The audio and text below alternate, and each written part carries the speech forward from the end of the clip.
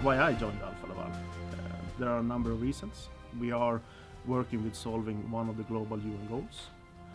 We are market leading within our area of expertise.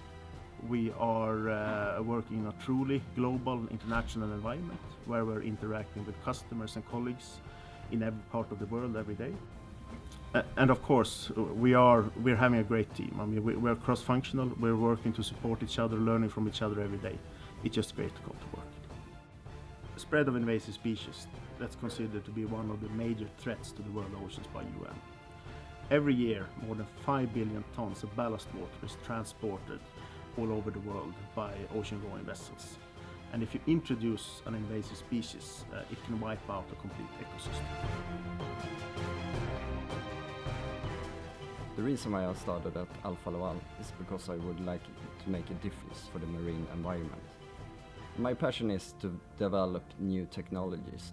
At Alfa Laval, we have the possibility to be the front runner in new technologies. We are using a chemical-free system based on filtration and UV light to treat the ballast water in order to protect the marine ecosystem.